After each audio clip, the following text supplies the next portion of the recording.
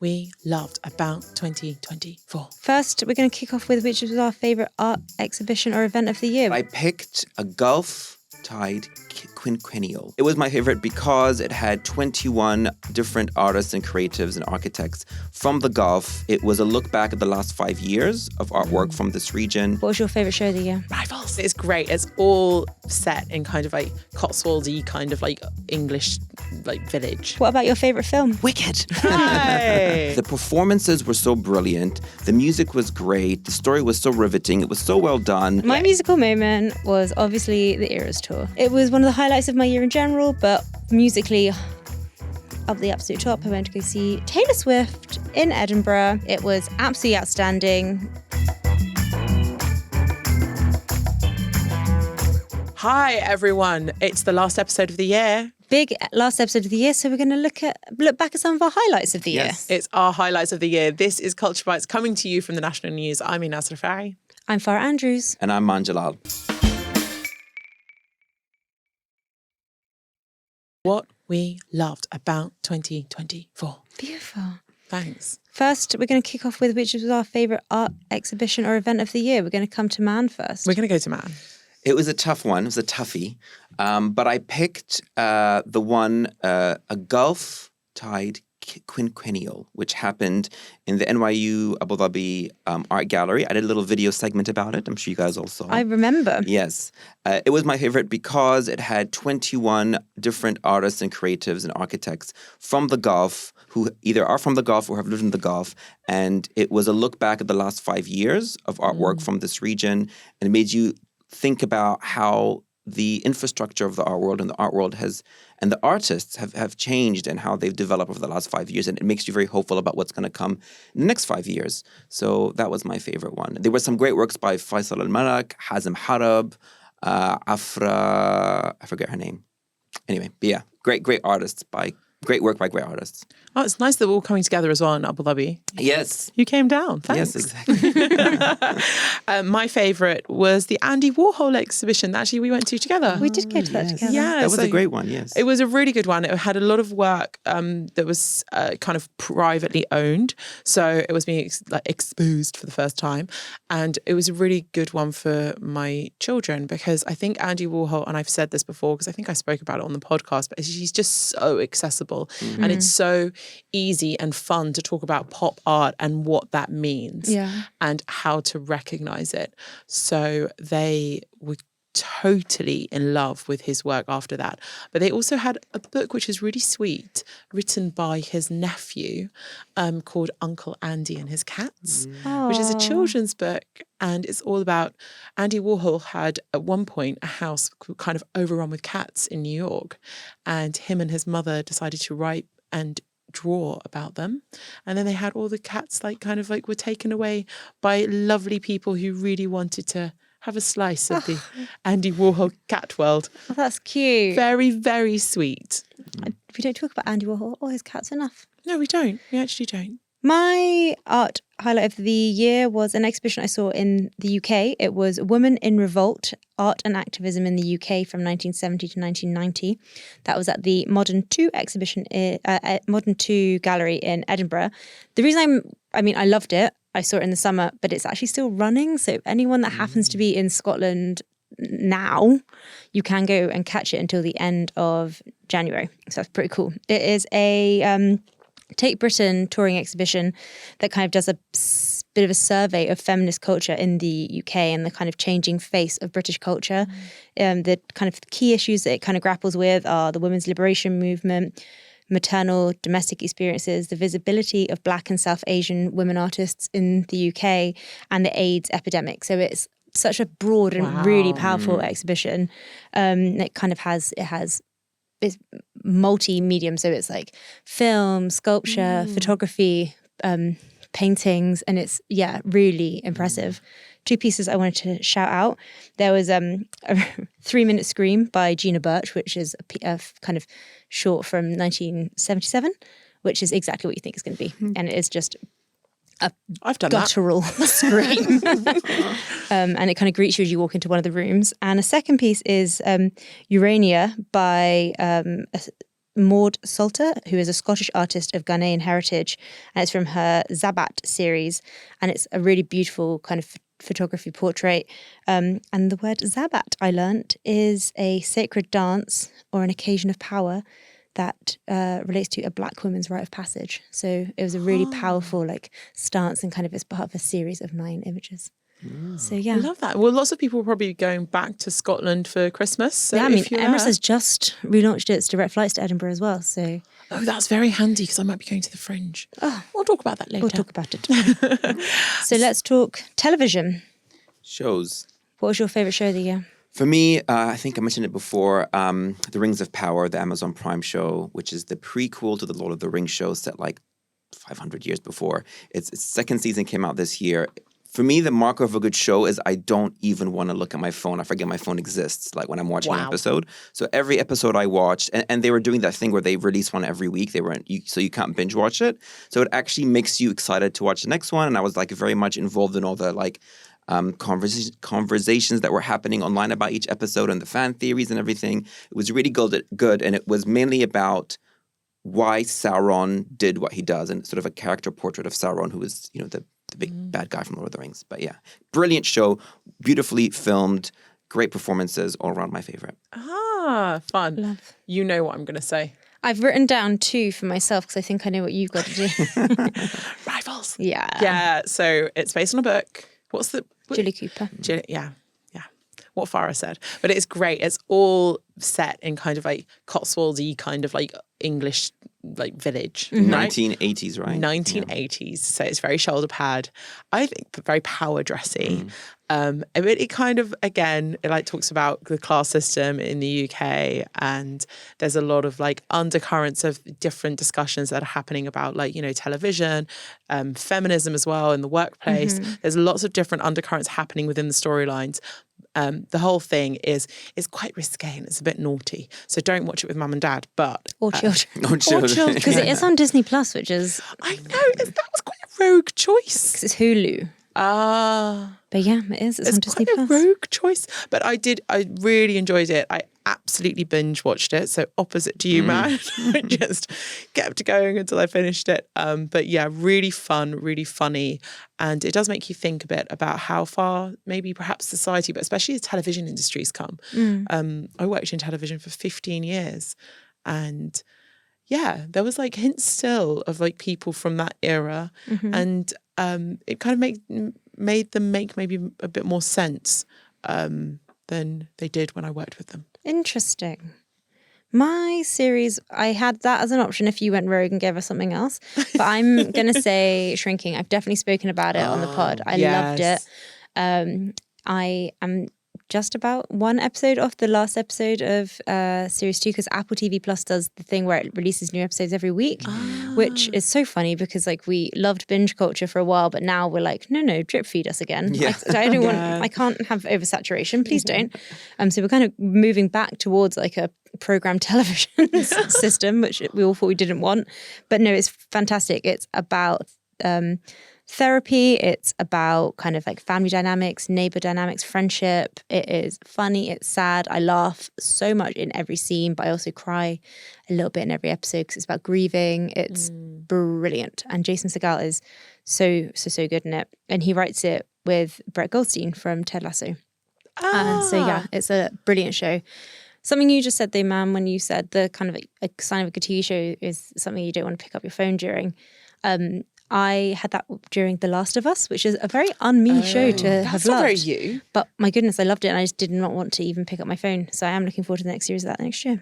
Oh, is there going to be another series next year? Yeah. Oh, Shrinking was also our editor-in-chief's favourite, I think, of the year. You are correct. She came over to check that it was on our list, and I was like, oh, I put it there. So we can't double up, and I've already written it. What about your favourite film? Favorite film? It's so cliche. Do you guys want to guess? I'm holding space for it. Oh, okay. The reason why it was my favorite, because I mean, I'm a big fan of the musical, obviously, and the novel is really interesting. It's very different, actually, from the show and from the film. But because I was You haven't given us a name yet. You haven't given us a name. Wicked. Hi. But the reason why I was really impressed by it was because I didn't have low expectations. I didn't have any expectations because, first of all, the press tour was, pretty absurd. And so that was kind of like putting me off a bit of the film. I was like, oh, God. But also, I have a thing when fantasy shows are too CGI or too much special effects. And I feel like they've all been looking a lot the same the past 5 years. They all kind of, I say they have no texture. But then the performances were so brilliant. The music was great. The story was so riveting. It was so well done. I didn't even feel the 1 minute for 2 hours and 30 minutes. It was a long film, and I get really annoyed by long films. But I didn't even notice it. It was really good. I was really impressed by it, and I want to watch it again. That was my favorite film. It was a surprise. Have you been listening to the soundtrack since? No, I haven't actually. Are you a musical person? I'm a musical because there's different kinds of musicals. I like the musicals where there's talking and music. And music. If it's just singing all throughout like Les Mis, I get very annoyed. I couldn't deal with that. Well, what's the one that everyone loves about the American history? What's it? Hamilton. I could not. I was just okay, can we talk a bit, please? That's funny. That's one of your favorites. I love Hamilton. I also love Les Mis. I'll be talking about Les Mis a lot next year because it's coming to Abu Dhabi. I just absolutely love how we're so different because for me, musicals are a bit oh. But I did see Chicago this year and loved it. I loved it. Yeah, really enjoyed it. What's your favourite film of this year? Oh, my favourite film I spoke about on the podcast. So if you're an avid listener, you would have heard me talk about Goodbye Julia, which is a Sudanese film about the separation of North Sudan from South Sudan. And it's kind of the intricacies of these two women's lives and how they're brought together and actually, what that means at that time. And it just it's so beautifully shot. The storytelling is fantastic. It gave me a real insight into Sudanese life and political makeup at that time that I was really ignorant to. I'm going to just put my hands up here. I was ignorant to Sudanese culture. And then I watched that film and I was like, actually, you've got a lot to learn because it's one of those countries that maybe I just hadn't really been exposed to much. And it's a fascinating place. And with everything that's happening at the moment in Sudan, I think it was that film came at a very, very interesting time to kind of open the doors to those kind of conversations. And there's a lot of Oscar conversation about it as well. Oh, really? Oh, I hope so. No, past tense. Oh, sorry. Past tense. Oh. Anyway, well, it doesn't matter. But it was a really, really good film. And if you haven't seen it, do check it out. It's still on Netflix and it's really, really good. I'm taking us in a different direction to you, Enas. Another Netflix film, but Woman of the Hour. Have either of you watched it? No, I haven't. It stars Anna Kendrick and it is about a serial killer. But this is a meeting of obviously my passion for true crime, but also 70s kind of visual culture because stunning. It's a film about Anna Kendrick plays a woman called Cheryl Bradshaw, who is a woman who goes on the dating game, which is basically the US version of Blind Date. It was really lacking a Cilla Black character, I'm going to be honest. But she is unaware that the charming bachelor that she chooses is Rodney Alcala, who is a real life serial killer. And this is based on a true story. Yeah. It's all based on a true story. So this guy was kind of going around doing his serial killing, but then he wanted more and more and more, so he put himself on the dating game. Yeah, that's not creepy at all. It's That's like being on a dating app now or something, right? I'm so sure so many of them are, but let's not go down that. That sounds like a book I could write. No, it's a true story, and he is awful, Rodney Alcala. I've listened to quite a few true crime podcasts about him, and so watching the film. So the film's about Anna Kendrick plays the single woman on the show, and it does the same that when you watch Blind Date, the UK version, which is quite British centric, but Americans will get kind of what the dating game is. And it's kind of if you were a item in my packed lunch, what would you be and why? And those kind of questions. I just came up with that off the hook. If you were an item in my packed lunch, what would you be and why? Oh, what would I be? I don't know. I'm trying to think about what I put in my children's packed lunch. I don't know, pretzel. Oh, lovely. Bit salty. Every so often a bit salty. Yeah, that's fascinating. I'm a bit scared of those things. I will at some point probably watch it. It's good. It's on Netflix. It's very available. That's very And available. Anna Kendrick's a good actress. Yeah, I like Anna Kendrick. Yeah, I do like her. She's a bit salty. She's a bit salty. Yeah. She kind of like, yeah. I was a bit mixed at one point, and then she just came. She had a through. moment in the media where people just didn't like her because whatever, I don't know why. Oh, people love to hate. But she has a book actually about her life that I read, Something Nobody it's called. But yeah, about how she became an actress. She's quite talented. Oh, I'm going to read that. Yeah, it's quite Well, good. there we go. And We should- talking of perfect books, seg. Oh, yeah. what was your book? I feel like this would have been hard for you. Yeah, you're It somebody who was. reads a lot. On average, how many books do you read in a month? Oh, to be in a month, between 3 to 4. So I try and do a book a week, but depends on the size of the book and what's happening, in life. Yeah. But this year I didn't read as many as I'd wanted because it was a busy year. But I actually wrote a piece about that came out yesterday, a few days ago, came out last week, about the books that I've rated for this year, that came out this year, that I read this year. But for today, I picked a book that's an older book that I reread, and I think everybody should read this book. It's called The Improbability of Love by Hannah Rothschild from the Rothschild family. She was also the head curator, I suppose you'd call her, of the Portrait Gallery in the UK. And so she wrote this book, this rom-com called The Improbability of Love, which is about this woman who's a chef, and she just broke up with her ex, with her fiance, and she goes to a vintage store, buys this painting, doesn't know what it is, just gets it for her house as a treat to herself.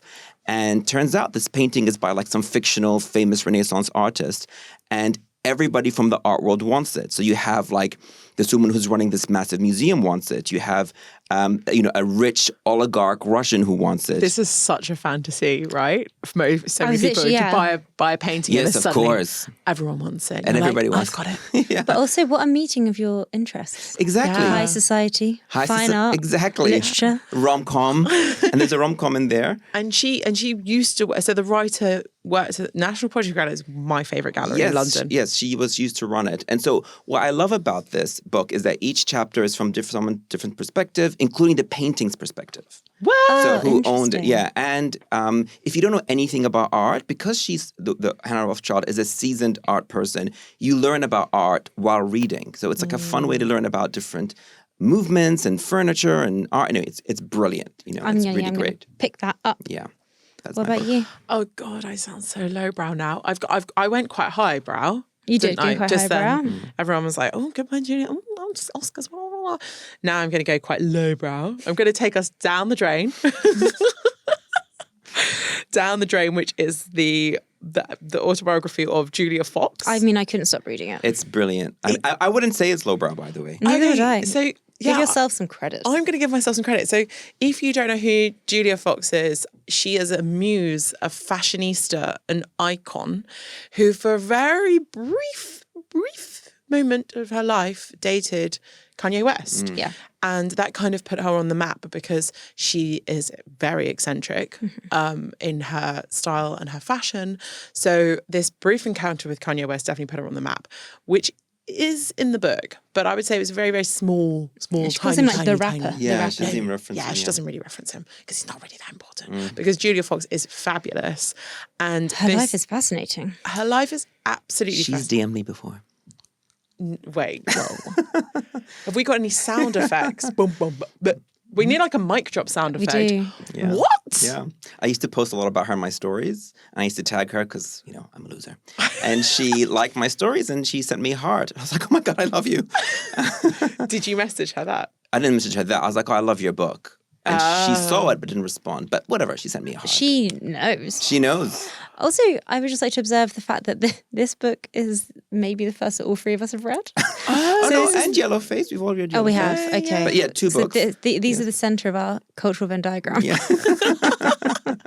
So Julia Fox's book Down the Drain kind of starts from her life as a child, and then she moves to America because she's Italian, and she moves back to Italy for a brief amount of time, then moves back to America, and it's just like her unfolding of her life. And then since reading this book, we've just seen her go so much further. She's mentioned everywhere. And Charlie XCX, who had The Brat Summer, which was an album, which was like kind of named album of the summer, referenced Julia in her song. I'm so Julia. Yeah. It's been Julia's year. So it's been Julia's year. But the book, if you haven't read it, read it. Get it on a audio as an audio book. She reads Yeah. it. Because she reads it, the audio version, and it's really, really gripping. Couldn't put it down. What a life, what a lady. What a life, what a lady. My book of the year, this was tricky. I went back through my Goodreads and basically decided out of the ones that the books I gave 5 stars to, which I would say is my book of the year. And it's one I've read quite recently, and it's one that I've spoken about on the podcast, but it's Kill for Me, Kill for You by Steve Kavanagh. It's a thriller. It's so twisty-turny. It's so gripping. It involves a kind of the agreement that the title implies, but nothing is as simple as that. No, nothing. And I've got my mum to read it, and she's involved, and one of my best friends, Millie, I was like, read this immediately, basically live stream your thoughts, and I would just get like a character's name, this in capital letters, and I was like, yes.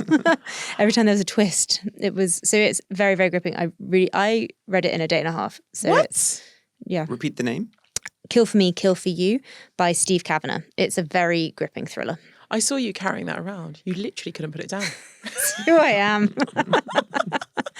She wears a turtleneck, she carries a book.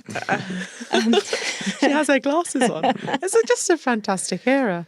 Okay, concerts. Or Music album. event, album, song of the year. I like the way the producers have made this quite broad. I wonder why, man. Yes, I wonder why. So I feel like to us, don't have one of each. Yeah. Just choose one. Just one. So, I felt a lot of pressure because I don't listen to music really. I don't just like music when I'm working, like without singing. And I didn't pick any of these. I picked actually a TikTok account, and it's called Pino Singers. So it's all of these Filipino people who live Filipinos who live in the Philippines who are doing karaoke, and they sing really famous songs, and you get clips of them singing. And I go on it a lot. I'm not even kidding. Like once every couple of days, and I just scroll through and listen to them singing all these amazing songs by like Meatloaf and Celine Dion and Whitney Houston, and they have amazing voices, and they're the average person. So ballads. Huh? You're like, ballads, yes. ballads. It's a great Filipino TikTok account. passion for karaoke is amazing. I keep hearing there's like lots of places in Dubai that you can go to, and that it's brilliant. Very good I went to a karaoke scene in Dubai. Yeah, I went to a Korean restaurant actually in downtown Abu Dhabi, and just out of absolutely nowhere, karaoke started. We just sat there with my barbecuing, Did you sing? meat. No, I did not. I should have. There's a really good Korean karaoke in Dubai called Kung's that has seen much of me. But that's a room with booths. Oh, That's where I shine. Yeah, I think that if it's in a room with a booth, I feel more confident. I don't like to sing for a whole room. I just sing for my... Been known to go with just like one friend and just sing to each other for a few hours. What would be your karaoke song? It's not a question, it's Believe by Cher. Oh, do you do Mine's do you Cher do as the well. voice I thing? self-auto-tune. Mine's a Cher song as well. It's oh my god, I forgot the song. It's it'll come to me. You talk. Okay, What's mine yours? is obviously Let It Go, the Frozen song. Only because I've had so much practice. I have 2 daughters. Oh, So- there you go. All I'm hearing is that we need a Culture Bites karaoke night because Sounds like it. Holla. we did karaoke at my house a few weeks ago, but we don't need to go all into that. Let's not go into that. So my favourite music event of the year was going to see Scottish. Another little Scottish shout out. DJ Barry Can't Swim at Soul Beach in Jebel Ali. It was on the beach. It was October. I was actually violently sick when I went. I was not in a good You were not space. well. I had a high temperature, but I still went there. It's okay, guys. It was outdoors, so not a super spreader. But yeah, it was one of the best nights I've ever had here, and I just feel like he pulled together quite a niche crowd from the UAE that really appreciated his style of music. My only thing about the whole thing was that he didn't actually play his Layali remix, which is like an Egyptian song remix that I love. Oh, that seems like a great omission. Yeah, I thought thought so. I was Yeah. like, he's definitely going to do this track, but he didn't. That's a shame. And what's yours? I'm going to surprise you all. No? I'm not. I was like, My musical moment was obviously the Eras tour. hey. Which just finished, didn't it? Yeah, It it just finished last week. Yeah. It was one of the highlights of my year in general, but musically, up the absolute top. I went to go see Taylor Swift in Edinburgh in June at Murrayfield. It was absolutely outstanding. The tour was a triumph. I feel so lucky to have been one of the, I think, 7 million people that saw that tour. Just me and 7 million peers. And all the people who watched it as well, probably, is it being streamed or videoed? It was both a film and streaming shows. I could have had this in 3 categories. Honestly, that was a mistake, to be honest. And there was a book just released that came out Black Friday. People were fighting for it. I did not get my hands on one. Obviously, Taylor Swift, it was wonderful. Brilliant. Well, that's it for today. Thank you. That's it for this year. That's it for this Yes. year. So happy New Year, guys. Happy New New Year. Year. See you next year. See you next year. Just very quickly, the song is Strong Enough by Cher. That's my Of song course. for karaoke. Can't wait to do a duet with you. And I hope you guys are all strong enough to join us next year to listen to us and Win more awards. win more awards. Oh, exactly. yeah. Yes. That was a big highlight for us. Yeah, Yeah. definitely. Huge.